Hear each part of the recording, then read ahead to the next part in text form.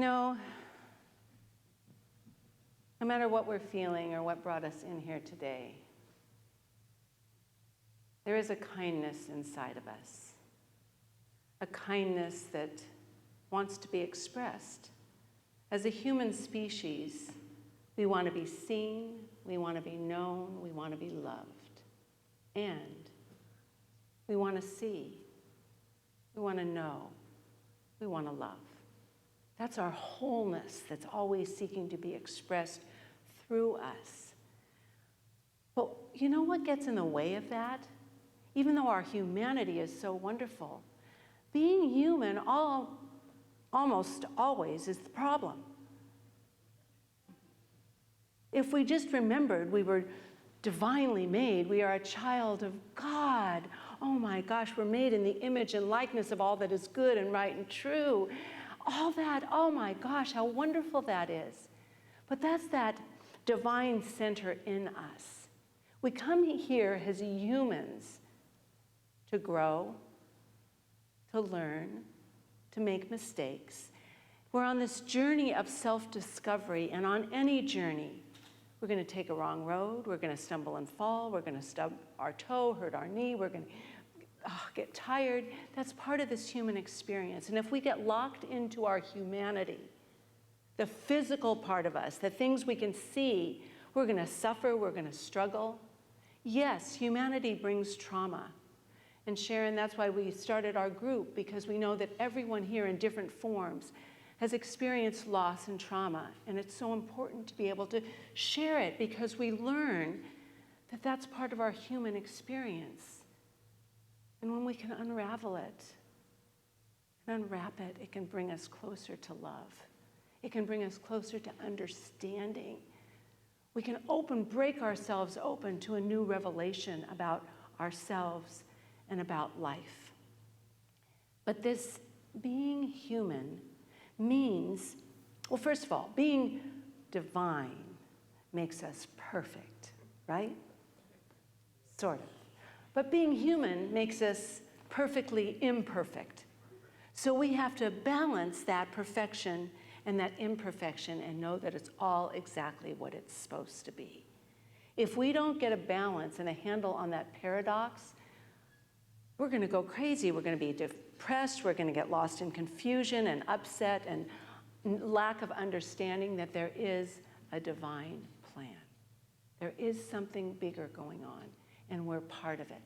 But we have to learn how to combine those two things, our humanness that wants to be loved and seen and be known and to love and to know and be together, and that divine part of us that wants to be love, be beauty, be kindness, and we're on a journey. We're on a journey. Ernest Holmes said, at the center of our being, there is a divine person, which we talk about every Sunday. It is the source of our real creative power that Janet's going to teach you, Reverend Janet's going to teach you how to get in touch with in her class and activate. But the question is, are we living from that center of our being? Does that have an active place in our life? Do we give that perfection within us an opportunity to be expressed, or do we feel detached, separate, divided, and alone? You know, our human mind is an inlet and an outlet to God's mind. But the problem with humans is we put a mask on that, and that mask, which is our armor that we put on to protect us from the pain of growing up, the pain of living in this world, the pain of getting hurt, the fear, the unworthiness we feel from all of this. Has anyone here but me felt unworthy in your life? Yes, we all do at times. We're not good enough because we're not supposed to be good at everything. And somewhere along the line, we got the idea we were supposed to be good at everything and be able to do everything. And we build up this insecurity and this armor that's supposed to keep us protected from our pain and our hurt. But you know what happens? It affects our relationships. It affects how we deal with one another. Whether it be, as you were saying, Dave, whether it be the relationship of intimate friends or family or people, that armor It's there. We're never can be truly honest, intimate, authentic when we have that armor on. But then it affects the way we show up in the outer world also. But it's scary to take the armor off, isn't it? We have to find a way that we feel safe and secure in being imperfect, being vulnerable, making mistakes. It doesn't feel good when we do that if we haven't been trained that that's part of the human process. So what are we going to do about that? Well, there's something that the natural urge, and this is also from Ernest, he said the natural urge for us is to reach out. So when we're in those places, when those dark places, when that mask of ignorance or the mask of darkness or the mask of weakness, we have it on there to protect us. There's a place in us that wants to reach out and from that ignorance find understanding and enlightenment and awareness. And there's something in that when we feel weak, we want to find out ways to be strong, to find our grounding. But we have to find ways to do that, ways to move from that place of ignorance and weakness to find something better. And I want to tell you what I said when I talk about cultivating kindness. Number one, we have to cultivate worthiness. How many of you, if you say in your mind, I am a worthy child of God, I'm worthy of all my divine inheritance? I don't know. Sometimes that doesn't feel very good. Would you agree? Sometimes we're going, well, no, I haven't been very nice today to myself or other people. I've made mistakes, or I didn't do what I was supposed to do, or all the human things that happen, and we start not feeling worthy. We have to cultivate that worthiness, that it becomes a practice every single day. Now, if we're going to do the practice of being worthy, it means we have to go deep. We have to connect that divine person with our human person. We have to make that connection, and we have to move through that mask or that armor or that whatever it is you want to say. We have to move through it, and we have to dig deep and make that connection. Brené Brown, I love Brené Brown. She's so funny, and she's so real, and she swears, and she does all those things that I haven't quite wanted to do yet. So anyway, she does all not that I couldn't or don't, but I'm not here, whatever. Anyway, she's just so fun. But she's written books, and I read them, and they're great. And one of her books is The Gift of Imperfection, and how important it is to own that in our life, to own our imperfections. And she said you have to dig deep. And I love because she has D-I-G, dig deep. Because she said we all screw up, but she didn't use that word. And we all make mistakes. And we all have things we're ashamed of. And all the times we've blamed other people when we really know it's our fault. And all these things we've done that are yucky in there, and we really don't want to run into them. She said you got to dig deep. Number one, D is deliberate. You have to have deliberate thoughts and actions that are based on prayer, meditation, and awareness. Intention, understanding. So it's getting clear on who you want to be and where you want to go and what you want to do. That's dig, deliberate. And I take time to find the inspiration from the inside out. Truth, we know, comes from the inside out. And to be inspired, in spirit. In spirit is an actual word in the dictionary. But anyway, in spirit, you have to go inside, to reach in, to make new and better choices, to inspire you. And where are you, Elliot? To make you sparkle. New inspiration. And the G is, we can decide to do those things. We can decide, I'm going to be deliberate, I'm going to be inspired. But we have to get going is the G. We actually have to put those things in action. We have to really make that intention that we want to do something better. We're all works in progress. That's not just for ourselves, but for others. Jesus taught the same thing. He taught exactly the same thing. When his disciples asked him, well, teach us to pray. For him, Jesus didn't know there was any difference, any disconnect from he and God. He just knew his divine nature like that. But the disciples said, teach us. We want to know how to pray. We want to know how to heal. We want to know what to do what you do. And Jesus said immediately, stop the confusion, the discord, and withdraw. And he called it the closet. He said, withdraw inward to that secret place that knows your goodness, that knows God. Go to that place. Be in the silence and build that relationship. Listen. And God doesn't speak to us in the language of tongue. The tongue, we can hear. God speaks to us in that language of feeling, the feelings, and go to that place. And that's where your prayer comes from. That's the connection to Spirit, to pray from that place. He knew that that's the place we needed to go to build that connection.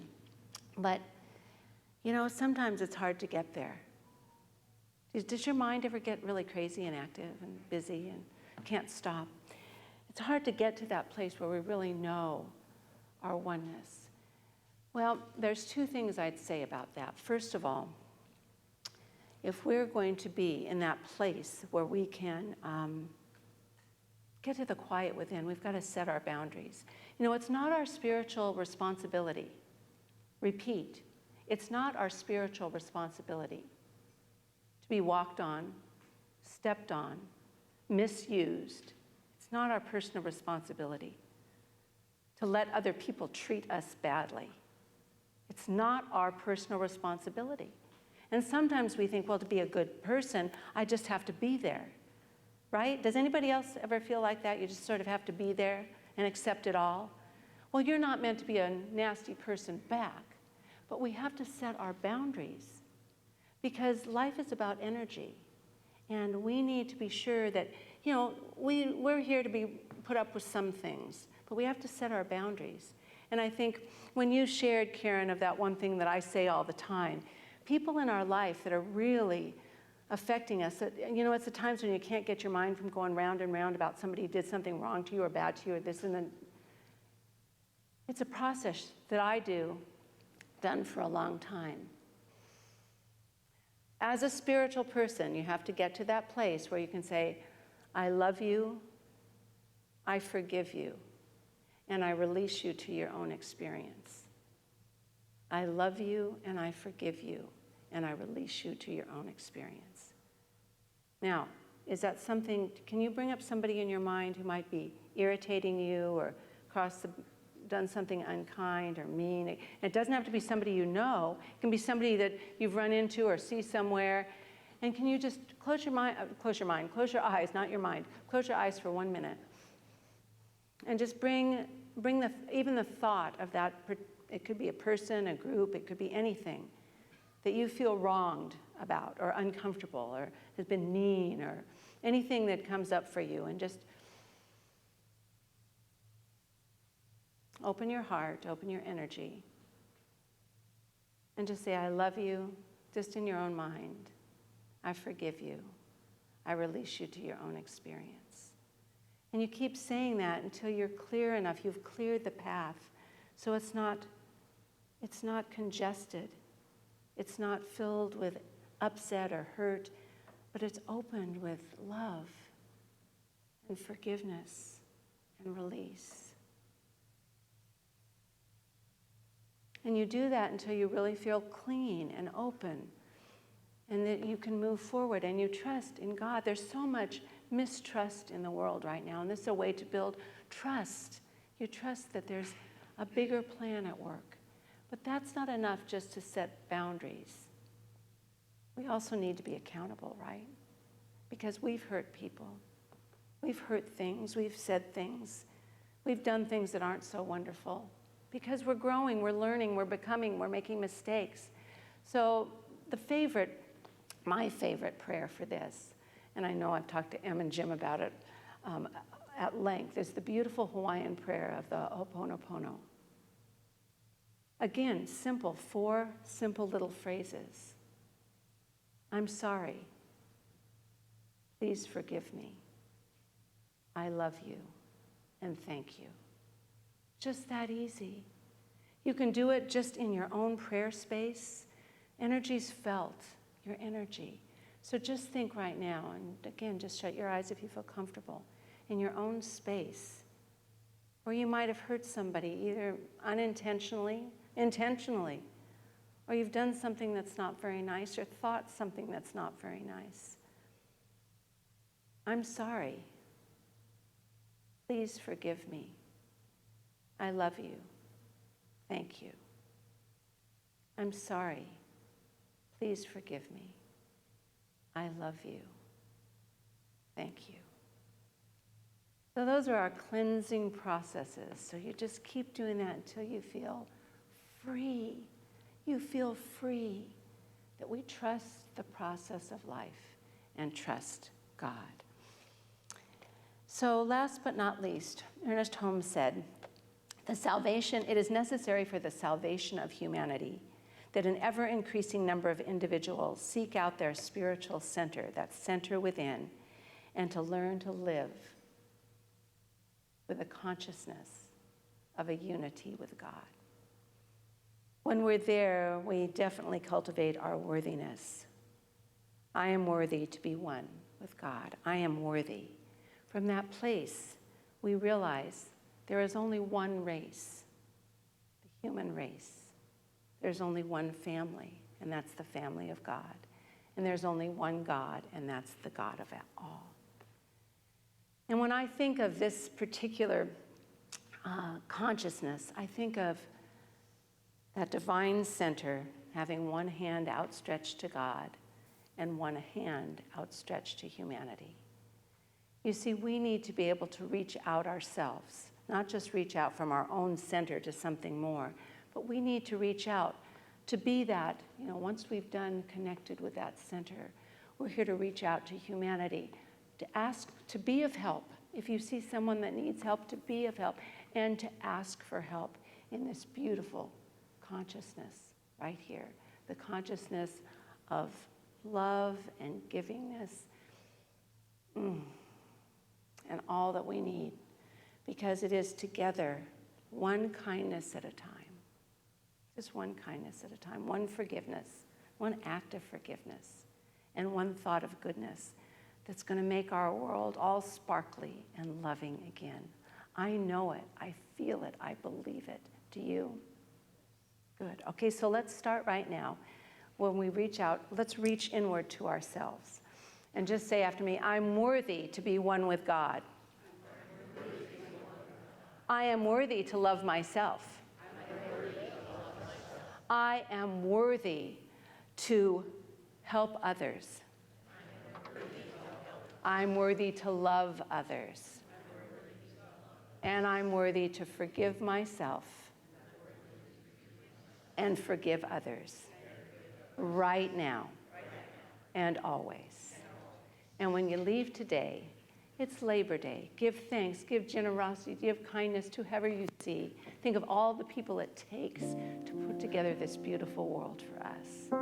And reach out in your heart and thoughts and love to build the connection and touch